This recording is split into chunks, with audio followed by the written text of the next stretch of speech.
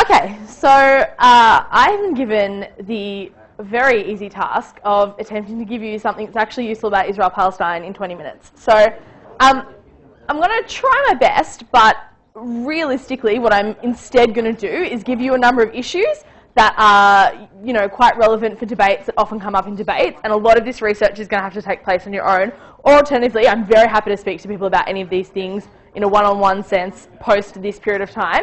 But unfortunately, one of the world's most longest and complex conflicts I cannot explain in 20 minutes. So, my first recommendation, and this is actually kind of a broader recommendation to any and all research about any and all issues with regards to international relations, the first thing I would always recommend doing is looking at a map. I personally am very crap at geography, so I find it quite hard to visualise where things are, and I don't actually know where most things are in the world.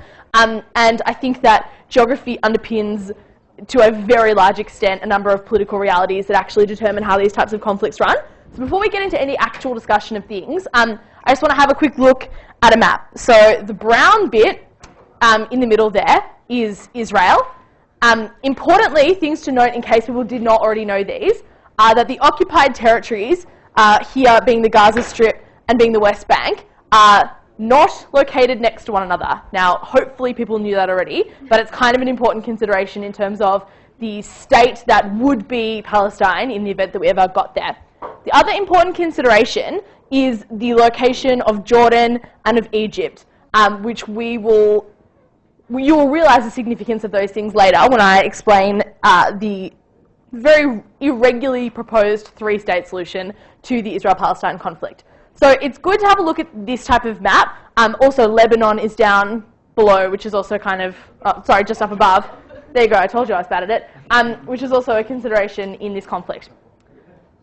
So, as I've already said, one recommendation I would give for people who are interested in this issue more broadly is to do a bit of reading. Unsurprisingly, there are about 1 billion books written about Israel-Palestine, and so it can be a bit of a minefield if you're looking for things.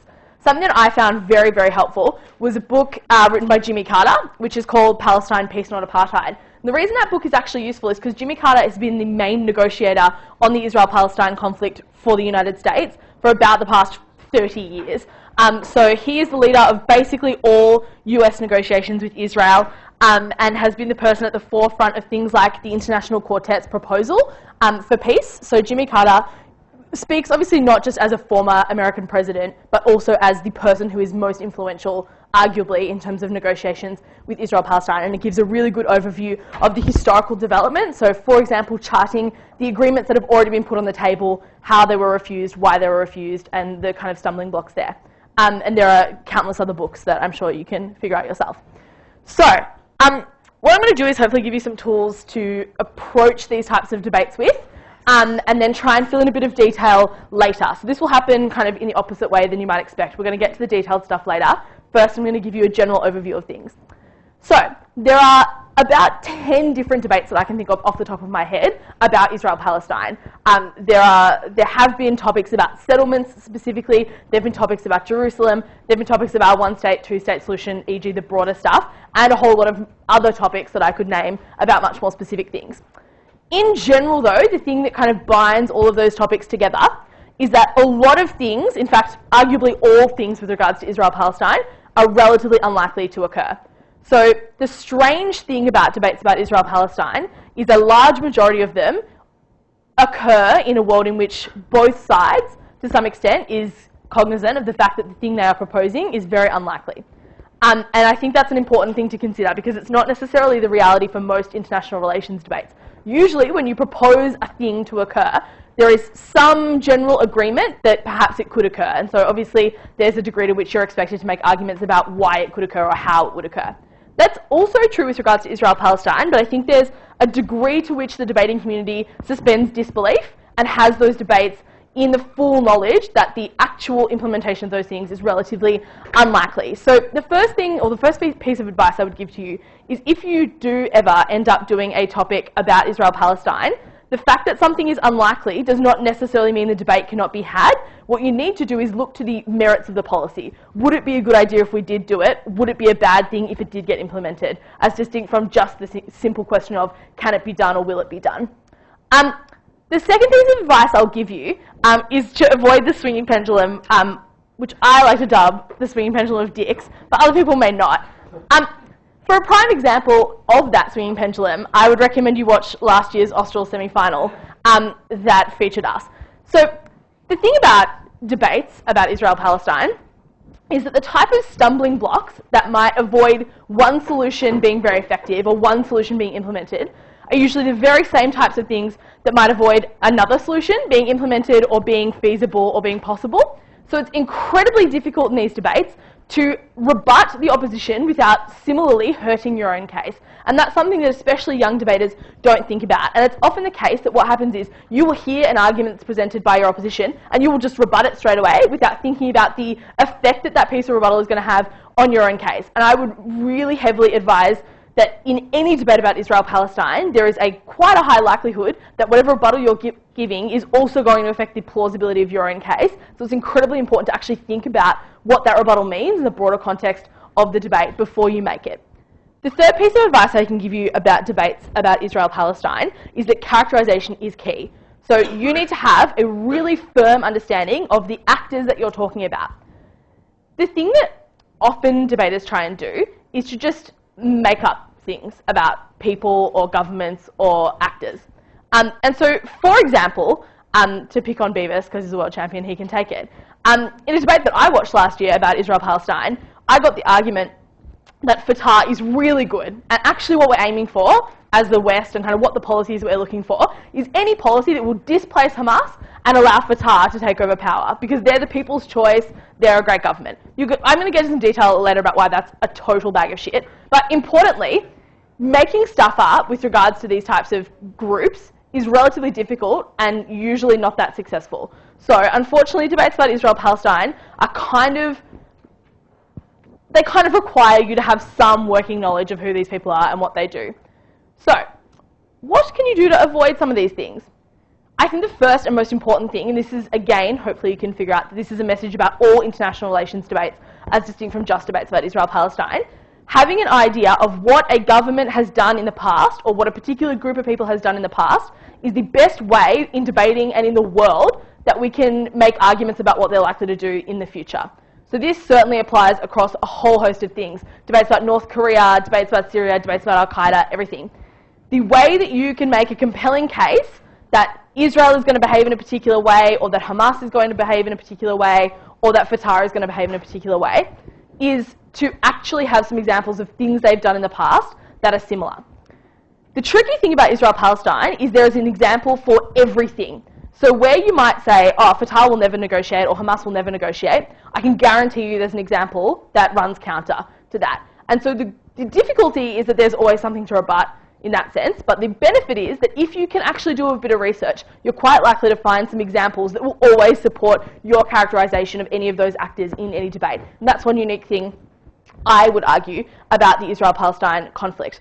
For people who are not sure, put up your hand if you don't know what I mean when I say Hamas and Fatah. Okay, cool. So, as I showed you earlier, the occupied territories are two separate pieces of land. There's the Gaza Strip and there's the West Bank. At the moment, those two pieces of territory are administered by two different political parties, or two different governments, essentially. So, the Gaza Strip, which was the very small, shitty piece of land down next to Egypt, is administered by Hamas. The West Bank, which is the much bigger kind of actual piece of land next to Jordan, is administered by Fatah. So they're two different governments of the one theoretically unified occupied territories. Some other interesting things about those two groups, and the reason why they come up kind of differentially in debates, is that Hamas is also a terrorist organisation. Well, it's listed as a terrorist organisation. Whether or not it is perhaps open to interpretation. Fatah is the most corrupt group of people going around. So that kind of gives you a broad overview of who they are. So I'll get into some more detail in a second, because I think we probably will have time. Just quickly though, what I mean when I say that characterization is important is that almost everything about these groups of people is a question of perspective. So it's a question of what perspective you choose to take on. If you are if you're someone in the American government, your characterization of Hamas is that they're killers. They're terrorists. They don't care about life. They don't care about anything. They're absolute maniacs. If you're someone who lives in the Gaza Strip and you're starving and you've been politically oppressed for years and you can't even visit your own parents without going through a checkpoint that has IDF soldiers that are armed and that may not let you through, you think Hamas are freedom fighters. You think Hamas are the only people who are protecting your interest. You think Hamas are the only thing that's likely to ever get you the outcome you want, which is living in a peaceful country that actually has a government that's actually representative of your interests. In the same way, to think about Israel for a second, there are many different interpretations or many different characterizations of Israel and their motivations.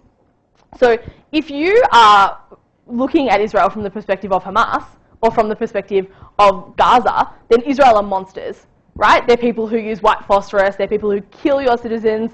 Like, it's basically going out of fashion. They're people who oppress you just for the sake of it. Like, you're poor and starving, they're rich and well off, and they've got food and money and, you know, fun. Obviously, if you're looking at it from the perspective of Israel, the story is a little bit different. If you're looking at it from the perspective of Israel, then you feel oppressed. Then you're afraid of what's going to happen if, you know, Hamas is allowed to govern a free and militarized Palestinian state. So nothing is true or false with regards to characterizations of these particular groups of people. It's all a matter of interpretation, which means that in debates, having a clear description of what you believe this group to be, what you believe their intentions to be, what you believe to be the likely course of action that they will take, is really important. And I think the only way you can do that comprehensively is to have some facts about what they have done in the past in order to kind of underpin what you will argue they will do in the future. So people kind of clear on that bit? Cool. I understand this isn't that fact-based, but hopefully we'll get there. So these are some more specific issues that we have a bit of time to talk about now. In the broadest sense, every debate about Israel-Palestine is a question of how we can resolve the conflict, which is also true of most debates about international relations. There is a shitty situation going on, and the question is, for us as an international community, how do we fix it? Obviously, ideally, all of us would like peace in that region. What the solution looks like is very different depending on who you are. What you think is the best possible outcome is a very different thing. There is a very different world that you envisage depending on who you are. So there are many, many variations on these three things proposed, but to give you a broad overview, there are basically three proposals. One is a one-state solution. So unsurprisingly, that is that all of that territory would be one state. That would have one democratic government. Palestinians and, you know, Jews would live happily together. The second is a two-state solution. That two-state solution can vary. The most common one that is proposed is that there would be a second state of Palestine, which would include the West Bank and Gaza. Now, for anyone who is kind of vaguely switched on, you might recognise a problem with that. For me, anyway, the first and most obvious problem is how on earth do you have a state where half of your country is not accessible without you going through another country which hates you? For me, that seems like kind of a no deal on the second state being Palestine the way it is right now. Other people advocate for a two-state solution that is in fact just the West Bank, where Gaza either is given back to Egypt or where Gaza is kind of given back to Israel or becomes part of Israel again. Obviously, that overcomes that problem of having a non-contiguous state and, for example, needing to drive through Israel to get to the other part of your state, but perhaps doesn't necessarily deal with the fact that Hamas is in Gaza and they would prefer Gaza to stay as Gaza and not be either of those two other things. The three-state solution, which I don't know is advocated really by anybody aside from me, but we'll talk about it anyway, is again, a number of different alternatives, but one of them being that the Gaza Strip is given back to Egypt and that the West Bank is given back to Jordan and that Israel remains as Israel, as it is right now.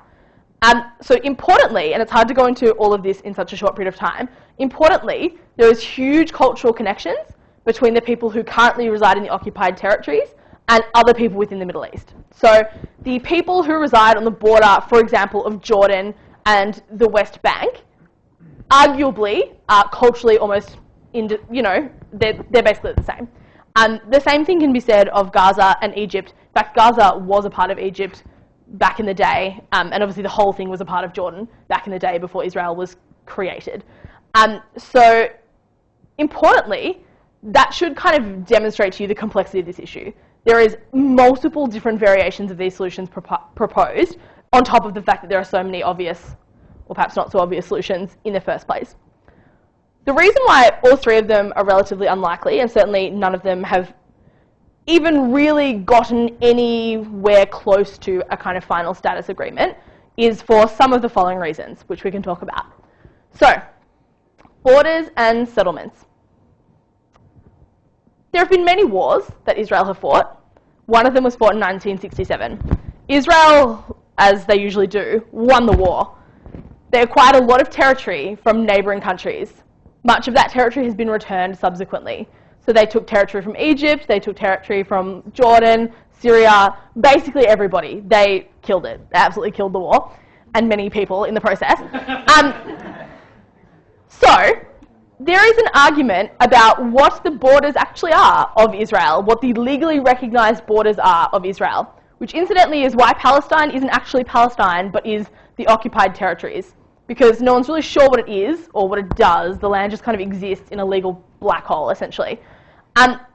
Obviously, Israel, if it were to ever make an agreement with Palestine, would want to keep as much territory as it could. So obviously, Israel supports and loves the 1967 borders as an indication of what they should retain in the event of two states.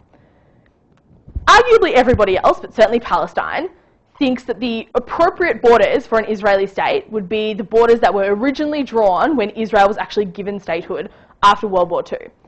If you look at maps, and you can find them, of those two different things, the state looks very different. So it's important to recognise that there's quite a lot of territory that was acquired by Israel during that period of time. Pardon? All of them. So there are maps, there are literally maps that gradiate all the way along after the various wars, and there's an interesting thing in terms of the amount of land. But my point is that when Israel was initially drawn on the map, as distinct from today, it has grown immensely in size. So that's to do with them winning land in wars, and it's also to do with the fact that regardless of who owns the land, they've just kind of built houses there. That thing is known as the settlements.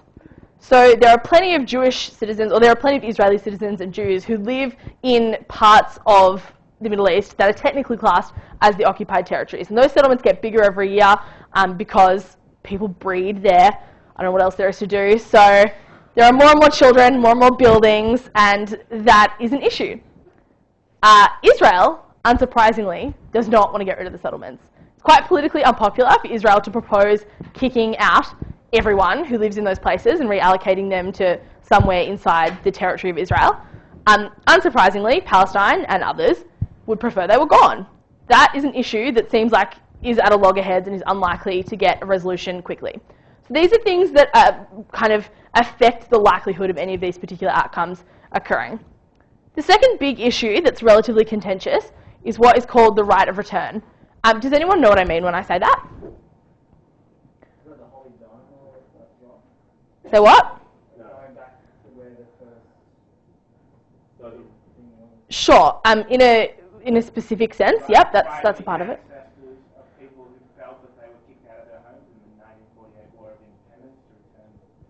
Yeah, absolutely. So basically, a whole host of people who currently live in the occupied territories, or even live as far as Jordan, Egypt, basically spread all across the Middle East, argue that they deserve a right of return. They lived in the territory which is currently Israel or would remain Israel under any kind of negotiation, and they want to be able to return to that ancestral land. Why do you think that is? Why, if you were somebody who was living in Jordan, would you want access to Israel? Elder. Yep, before I think. Yep. These settlements in the places where people want to return, yep. Not in Gaza or the West Bank. So the settlements are certainly not in Gaza, but they are in fact in the West Bank. In terms of where people want the right to return to, that is Israel. That is territory in Israel. No, because these people lived in the territory of Israel. So Israel, before Israel was drawn on the map, that stuff there was Jordan. That stuff where Israel is currently, and some other countries. Pardon? No, it was the British mandate for Palestine before that. It was, sure. Some other combination of something. The right of return goes back. Yeah, absolutely. So it is returned back to actual Israeli territory. Yeah, so obviously to kind of answer my own question, the reason why you might want that is obviously related to doll hairs. If you are somebody who lives basically anywhere outside of Israel in the Middle East, the economic opportunity that is offered in Israel is vastly, vastly better than basically any of those neighbouring countries. And it's quite interesting. I went to Israel last year, and if you stand on the top of a hill in Eilat, which is a part of Israel, you can literally see into Jordan. And the difference is that on the Israeli side of the border, there's essentially Vegas-like casinos and hotels. And on the Jordanian side of the border, which is like a kilometre away, there's shanties and shacks. So to give you a vague idea, there's a huge amount of fervour with regards to this issue of right of return for many reasons, largely related to money. Unsurprisingly, Israel is not that happy about granting the right of return to anyone. Why might that be? Yep, sure. So what would be the outcome of them granting people the right of return?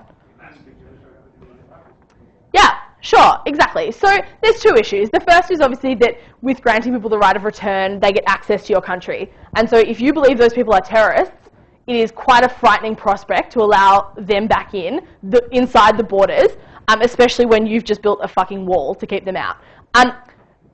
That's like kind of the immediate concern. Obviously, the much greater and much longer term concern is what will happen when you have a significant Arab voting population inside of your country. The really important thing in terms of numbers, and this goes to the issues with the one-state solution, is there are a shitload more people in Palestine than there are in Israel. Certainly if the right of return was granted, there would be Arabs 3 to 1 or more. So obviously that's a big issue. The third thing that's a real sticking point is Jerusalem. So Jerusalem is the kind of religious home of not only the Jews, but also of the Palestinians. So there are sites in Jerusalem that everybody, and incidentally people who live outside of Palestine, like a whole other host of Middle Easterners and Christian people and a whole bunch of other things. It's a big place, according to religion. I don't know so much about that because I don't particularly care. Importantly, most people want access to Jerusalem, including both Israel and Palestine. Unsurprisingly, both of them want access to deny other people access. So all of them want to own it themselves and have nobody else come into there. Quite reasonable when you hate each other. Unsurprisingly, that's not going to work for anyone else. So there's a really big issue about who will get control of Jerusalem. For Israel, it's basically a non-negotiable. Like, Jerusalem is theirs and it will remain theirs, and Arabs can piss off. For the people of Palestine, it's a really serious issue with them ever agreeing to any kind of final status division of a two-state. One thing that is often proposed, although not really liked by either of those two groups of people, is that it becomes an international protectorate. So with the UN perhaps administering the territory, thus everybody being able to have access to that territory, and it being not exclusive. That's certainly something that in a debate I think you could definitely propose without too much flack, and certainly avoids one of the relatively large issues in the region. The final thing that I'm quickly going to talk about is the militarization of Palestine. So a topic that is relatively regular and was the grand final of Monash Australs that we won in 2009 was about whether or not, if Palestine is given statehood, they should be able to have an army and they should be able to defend themselves. So obviously something that generally goes along with you being a state is you being able to have your own army and make your own policy about defense and about military, etc. Unsurprisingly, Israel does not really like the idea of a Palestinian state with a funded military, with legal recognition, especially because there's a chance that in that state, that funded military would basically just be Hamas. So a proposal that's often put forward is that if a two-state solution were to be agreed upon, it would have to include a demilitarization clause for Palestine in a similar way to kind of, I guess, what you would see as a Japan of old, a country with essentially no self-defense capabilities.